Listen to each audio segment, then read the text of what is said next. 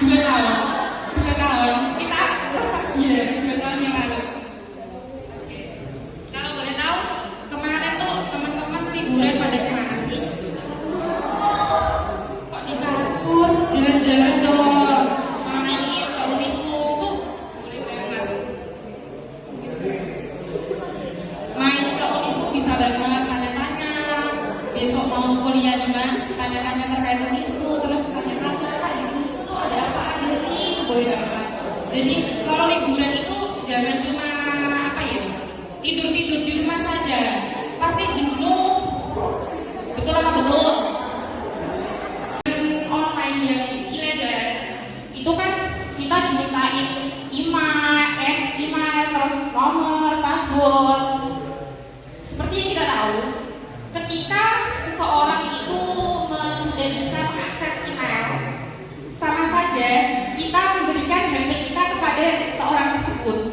Nah, Kak, manfaatnya apa sih pinjaman ilegal itu kok minta email kepada kita? Minta email kepada kita. Tujuannya itu biar dia bisa mengakses seluruh data-data yang ada di handphone kita untuk dia menagih gitu. Misal kita nggak bisa bayar nih, nah yang dihubungin itu nggak hanya kamu, tapi juga teman-teman kamu yang ada di HP itu. Nanti katanya kita kesebar, wajah kamu kesebar, malu ya. Nah selanjutnya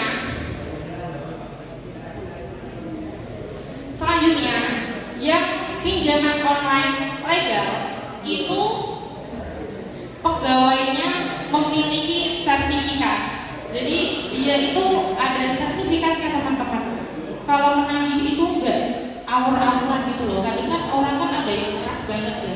Kalau yang pinjaman legal itu sebaliknya, tidak, yang pertama tidak memiliki izin resmi, terus tidak ada identitas pengurus dan alamat kantor yang jelas.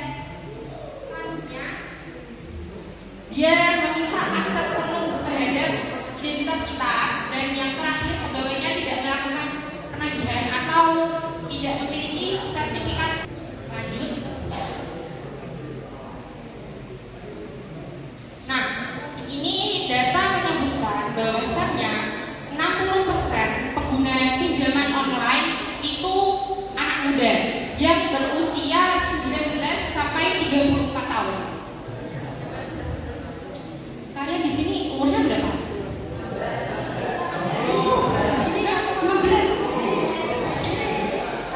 Anak cowok-cowok ini sukanya bohong ya. Cowok itu memang gitu, sukanya bohong. Diajak. Di sini umurnya berapa? 17. Nah, Mbak, kok pemuda 60%? Kan pemuda itu gak banyak kebutuhan. Yang banyak kebutuhan itu kan orang-orang tua. Tapi kok yang terjerat pinjol tetap banyak kok anak muda. Kenapa sih Mbak kok gitu? Ya benar, yang pada biasanya anak muda saja teman-teman. Orang tua itu biasanya gaptek ya, nggak tahu. Check out Shopee itu, ya ini caranya ini kado, itu loh maknya jadi. Aku ini loh, saya murah-murah jebule. Orang nanti keterangannya metune tidak sesuai. Wong tua itu biasanya ngono. Nah, ya, balik lagi ke tadi. Kenapa yang terjerat pinjol itu mayoritas anak muda? Karena gini teman-teman, anak muda itu biasanya sebenarnya apa? Shopping ya kan? Check out. Dikit-dikit, ih bagus nih, ini temanku pakai bagus loh, ikut check out padahal di kantor gak punya uang. Betul apa betul? Nah, jadi alasan kenapa tingkat orang yang melakukan pinjol itu kebanyakan anak muda, karena apa? Di anak muda itu kebiasaannya membeli barang yang dia tidak butuhkan. Tuh, dia tidak punya income, tidak punya pendapatan, tapi keinginannya itu sangat banyak banget. Tahu kan anak muda sekarang itu, ya nanti tak kasih hadiah kalau mau bertanya.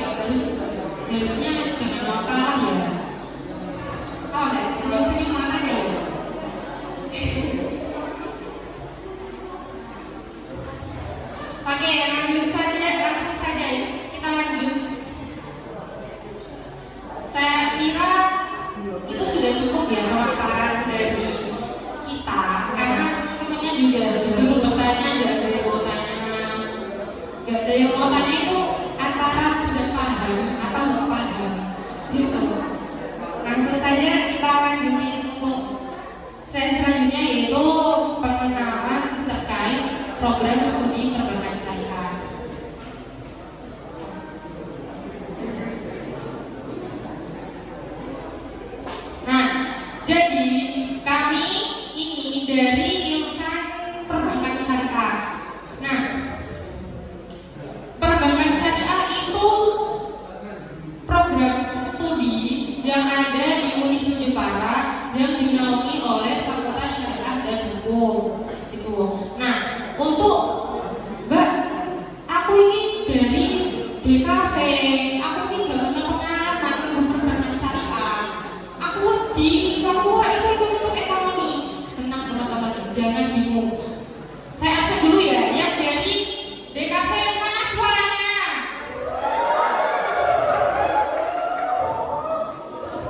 Jiwa lupa kok, pintu kok banget. Dari DKV mana suaranya? Terus yang dari AKL mana nih? Mana suaranya?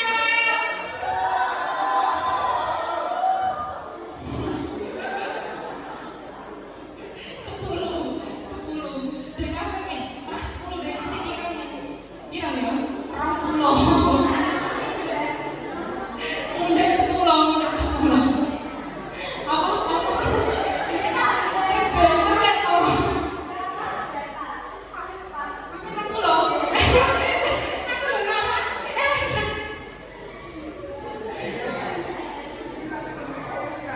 Nah, terus Mbak, itu tadi ya menjawab pertanyaan tadi. Mbak, aku ini loh anak-anak aku ini loh anak DKV. Aku tuh gak ngerti caranya ngitung-ngitung, aku gak ngerti. Jadi aku gak pengen anak bukan banyak syariah aku wedi. Aku gak bisa ngitung-ngitung, aku gak duitnya salah piye. Nah, untuk masalah yang sepele itu jangan dipikir, teman-teman. Karena apa?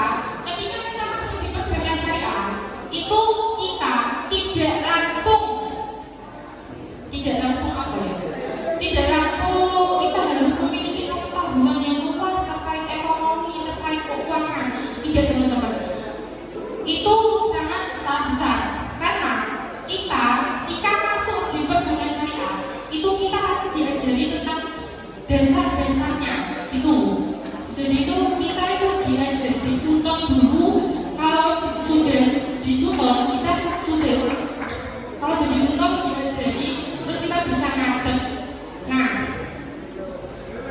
itu ya teman-teman, solusi anak DKV kalau nggak mau masuk di perbankan syariah itu jawabannya nggak usah takut. Kita di sana diajari dari dasar.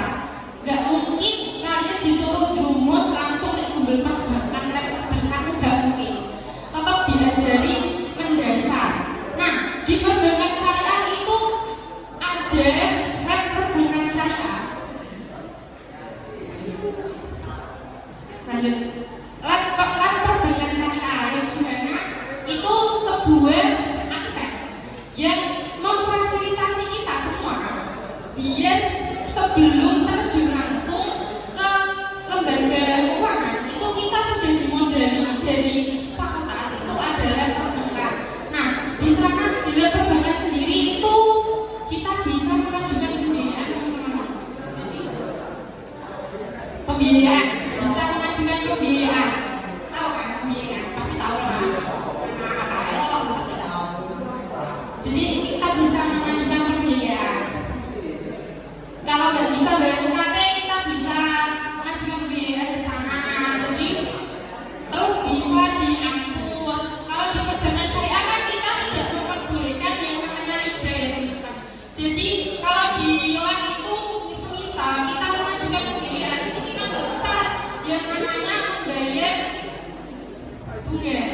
Jadi sistemnya itu tolong menolong. Nah, selain kita bisa mengajukan pembiayaan, di sana juga kita bisa yang namanya melaksanakan tabungan, nabung, terus tarik tunai gitu. Sebenarnya itu sudah sama persis kayak di bank-bank. Di situ juga ada printer yang itu loh buat memvalidasi, terus juga ada mesin penghitung uang, lengkap lah pokoknya. Bisa dilihat ini bukunya. Kelihatan ya? Kelihatan kan nggak sih? Itu. Nah, selain perbankan syariah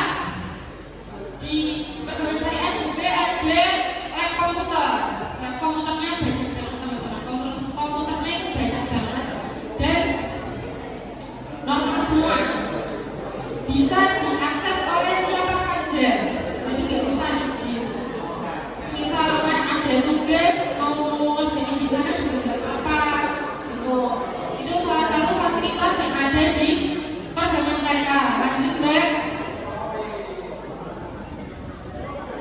Nah, selain lab perbankan dan lab komputer, di perbankan syariah juga ada operasi mahasiswa yang biasanya disingkat Kopma Fasya, operasi mahasiswa Fakultas Syariah dan Hukum. Nah, Kopma Fasya itu sebenarnya organisasi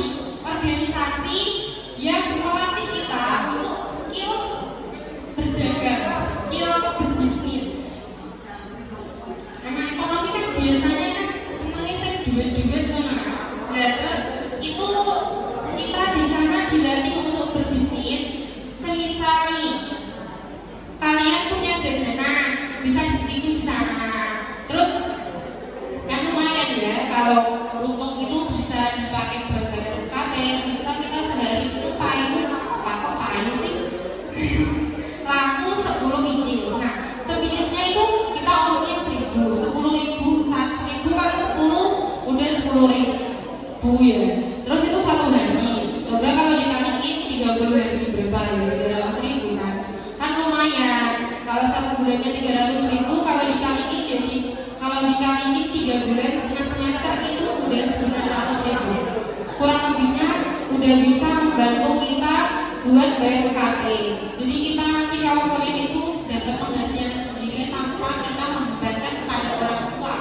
Selain Kopma Fasya, nah bisa dilihat di situ, Mbak, kembali lagi tadi. Nah, selain Kopma Fasya itu selain menjual, dia juga ada itu loh tempat duduk buat nongki-nongki. Biasanya itu kalau pada kosong atau pada istirahat itu nongkinya di situ, bisa dilihat itu. Itu semacam minimarket. Next. Nah, selain Kopma Fasya, di situ juga ada banyak organisasi. Organisasi di perbankan syariah itu kompleks banget teman-teman. Jadi kita tidak hanya di situ, kita tidak hanya diajarkan melulu terkait ekonomi, melulu terkait bisnis. Kita juga diajarkan terkait cinta alam. Terus diajarkan terkait mengkaji hukum. Di sana itu organisasinya kompleks banget teman-teman. Pertama kali ada Kopma Fasya. Kopma Fasya itu organisasi yang melatih kita tentang bisnis. Yang kedua itu ada Wakadi. Wakadi itu organisasi buat teman-teman yang cinta alam. Jadi itu dia itu kegiatannya muncak, terus menanam mangrove gitu. Selain Wakadi juga ada organisasi terkait ilmu falak. Nah, langkah banget kan. Kalau di perbankan syariah kalian tidak akan dapat yang namanya pelajaran ilmu falak, karena di UNESCO itu belum ada kecuali di perbankan syariah. Nah, nanti itu kita lihat awal bulan dan akhir bulan kita itu biasanya kumpul di Pantai Semat. Pantai Semat tahu kan Pantai Semat? Pantai Semat yang ada jomblonya itu kita meneropong bulan. Terus kita cari bulan, apakah ini benar udah akhir bulan apa enggak gitu. Nah, selain tadi ada LKIP, kita juga ada bursa, ya LPM bursa. Bursa itu biasanya kita itu diajarin terkait jurnalistik. Jadi kita di sana itu kita dilatih public speaking seperti saya. Nah, biar bisa bicara dengan lancar di depan orang itu. Kita dilatih public speaking, kita dilatih untuk membuat berita, terus kita juga dilatih untuk menjadi presenter gitu. Nah, selain itu juga ada LPPH. LPPH itu kita mengkaji terkait isu-isu, terkait hukum-hukum yang ada. Apakah itu sudah sesuai, apakah belum sesuai gitu. Itu dikaji semuanya di LPPH. Pokoknya kalau masuk di UNESCO jurusan perbankan syariah itu tidak akan begitu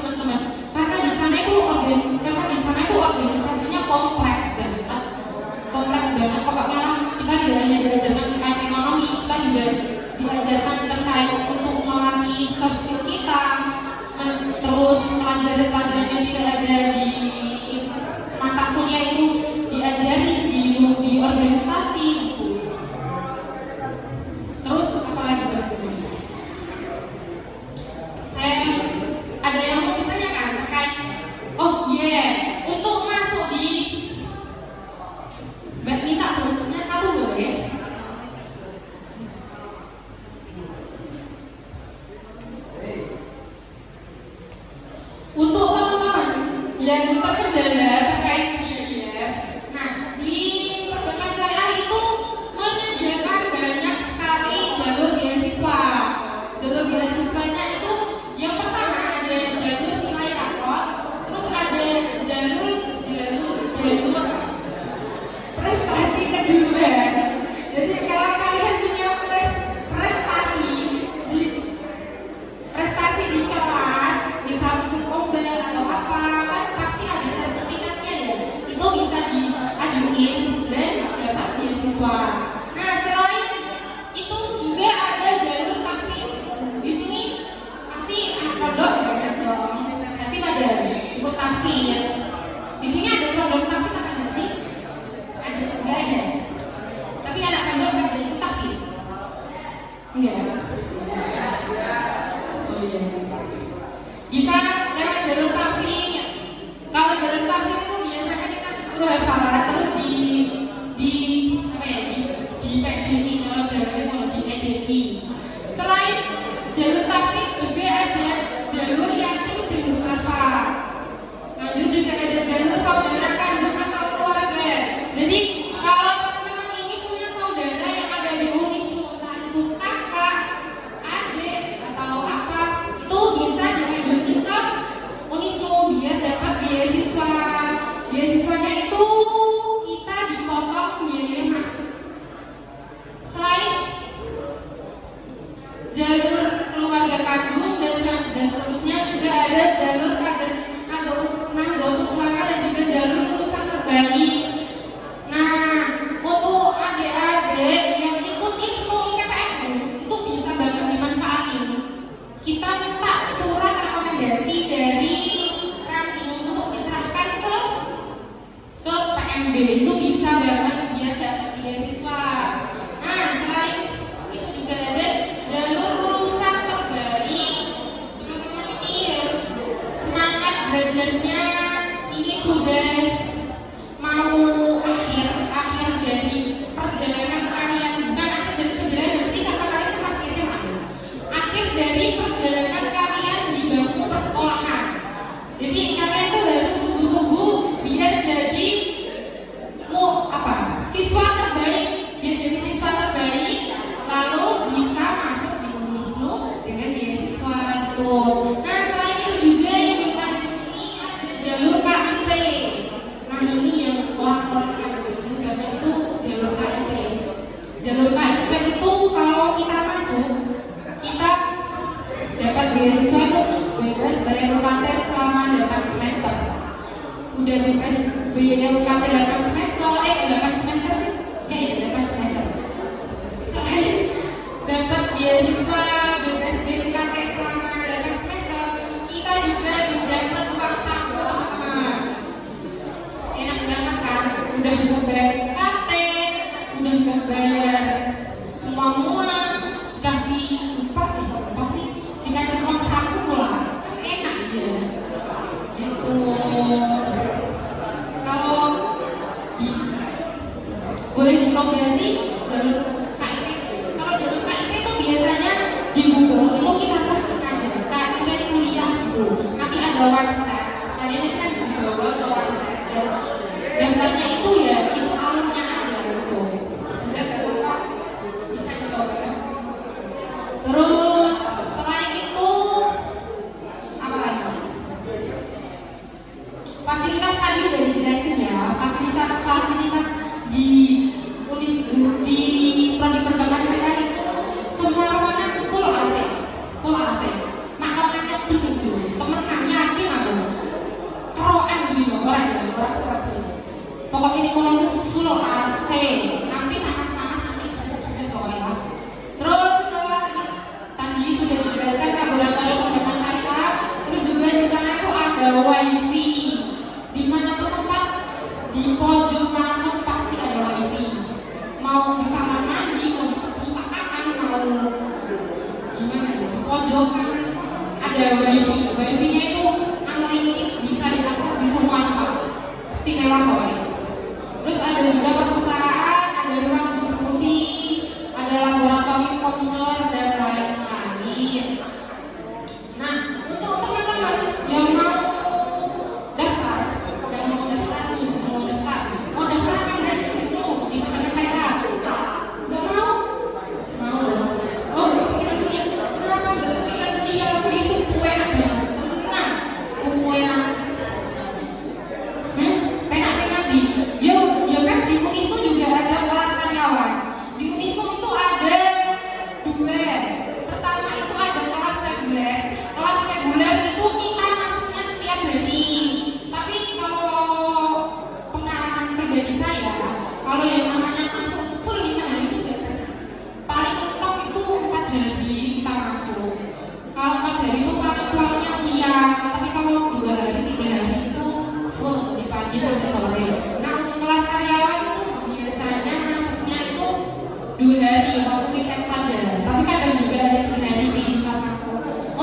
Biaya registrasi kelas reguler itu 1.932.500. Nah, kalau kelas karyawan itu lebih mahal tapi sedikit aja, 2.042.500. Nah, untuk prospek kerja biasanya kan adik-adik ini dari kuliah ini sedikit kalau adik-adik tahu ya, kabeh semua orang kalau mau daftar di perguruan tinggi pasti yang dipikir utama nanti kalau aku masuk di perguruan tinggi kira-kira aku jadi apa ya, masa iya aku kuliah mahal-mahal tapi gak jadi apa-apa gitu. Pasti yang dipikir utama, yang paling utama itu adalah prospek kerja. Jadi di Unis 7 Maret itu banyak Unis 7 Maret sih di prodi perbankan syariah program prospek kerjanya itu banyak banget teman-teman. Itu bisa dilihat prospek kerjanya kita bisa jadi BUMN perbankan. Terus kalian pasti pengen nih kerja di BUMN. Saya juga pengen sih. Selain itu juga bisa jadi tenaga ahli manajemen keuangan, tenaga ahli pasar modal, entrepreneur perbankan syariah atau keuangan, tenaga keuangan, tenaga ahli syariah atau syariah compliance. Nah, kita kan di perbankan, nggak aku mau masuk di akuntansi aja, nggak aku mau masuk di manajemen aja, nggak usah teman-teman. Nggak usah jadi saya masuk di perbankan syariah aja, karena di perbankan syariah itu kita diajarin pelumut nama, kita juga diajarin tentang manajemen waktu, manajemen keuangan, semua jenis manajemen itu diajarkan di perbankan syariah. Selain manajemen, kita juga diajari terkait akuntansi.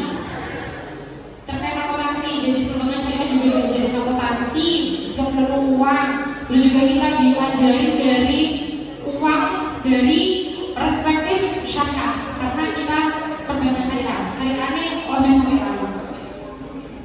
Nah, terus apa lagi?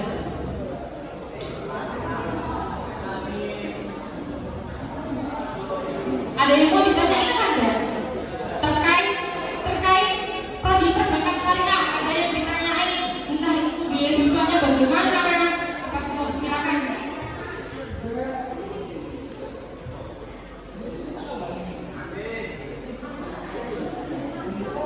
Pertanyaan saya untuk jalur beasiswa. Jalur beasiswa dan jalur tahfidz. Itu tuh kayak masuknya itu dia ada beberapa juz atau 5 juz beberapa. Terus pertama itu ada tahfidz atau nanti lulus langsung ilmu itu semuanya.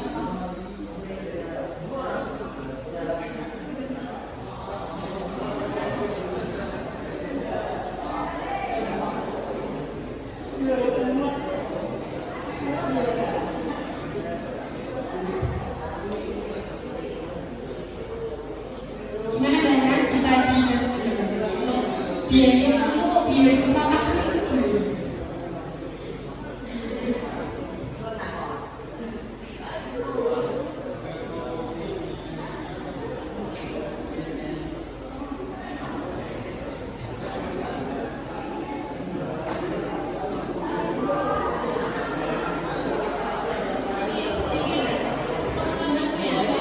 Kalau beasiswa tahfidz itu yang pertama itu biasanya ditargetkan 2 sampai 4 juz. Pertamanya nanti itu bisa ditingkatkan seiring waktu. Dan kalau diusahakan dia memang ada peningkatan.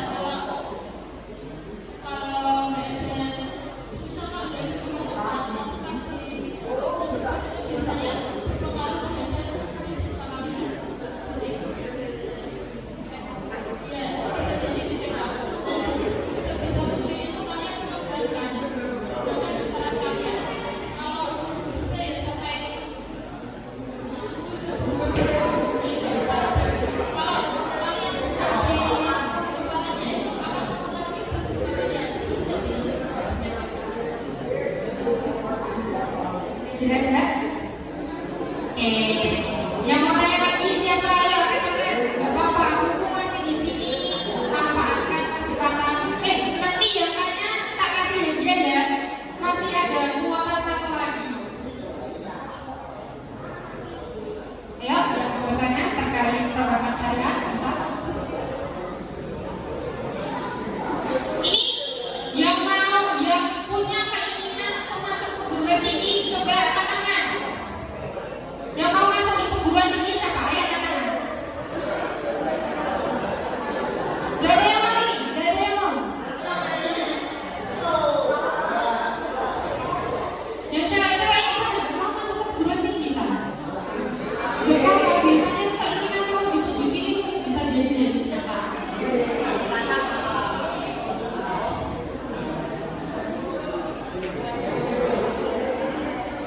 Saya yang bukan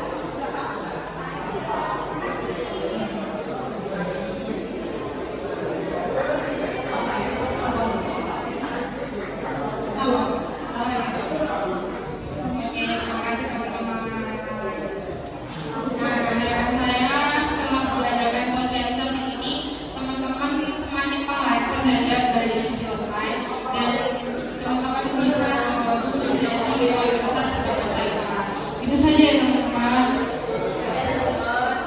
Tapi belum perkenalan ya.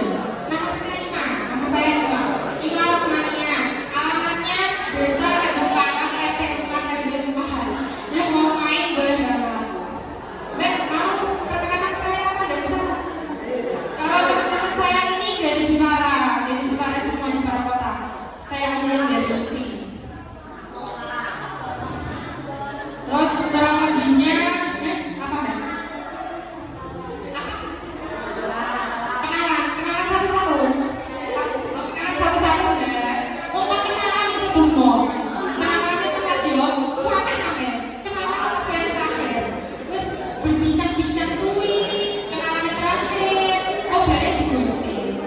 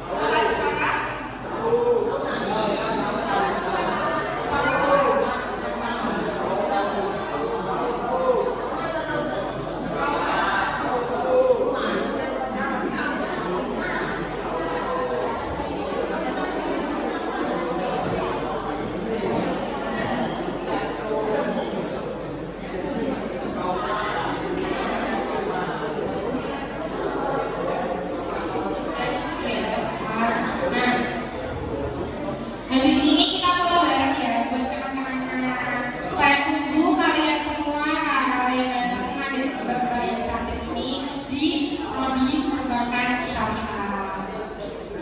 Pokoknya harus join lah, kalau nggak join itu rugi. Perbankan syariah kita dapat pengalaman itu kita wajib join. Kalau nggak ada uang bisa daftar beasiswa yang sudah saya tadi kakak jelasin. Terus kalau apa ya, mempertimbangkan pekerjaan tadi bisa disimak prospek kerja yang akan didapatkan ketika kita gabung di perbankan syariah. Nah, cukup itu yang saya dan teman-teman saya bisa sampaikan. Kurang lebihnya mohon maaf.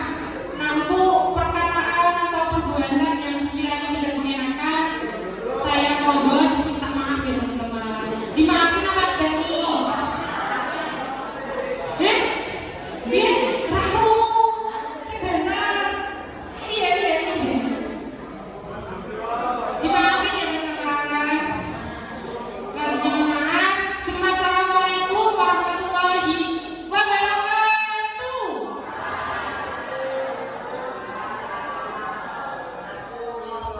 Kalau bersama yuk, berdiri.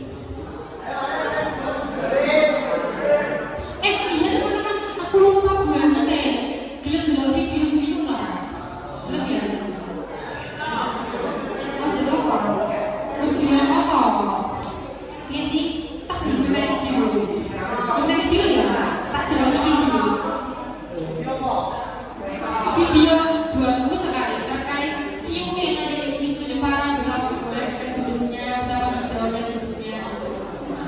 Teman sambil nunggu videonya dulu, kita main game bentar. Game, penting banget. Ini apa nih sebenarnya? Game kan videonya penting banget. Gamenya juga penting. Game itu melatih konsentrasi kita. Game apa? Pagi, siang, malam itu berarti apa? Game pagi, siang, malam. Pada tahu kan deh? Nah, kalau nggak tak jelasin, nanti kalau pagi tepuknya itu satu kali. Kalau siang itu tepuknya 2 kali.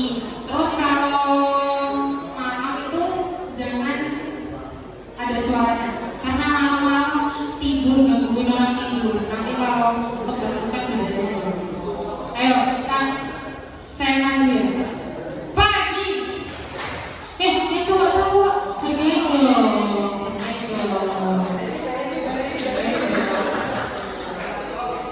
Ulangi lagi. Saya ulangi lagi ya. Pagi, malam. Nyaki loh. Kayak salah. Ulangi ya. Kalau pagi tepuknya 1 kali, kalau siang tepuknya 2 kali, kalau malam jangan tepuk karena lagi tidur. Tuh.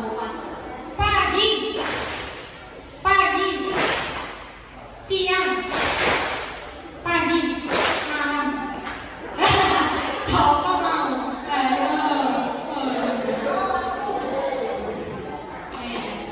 Ini udah.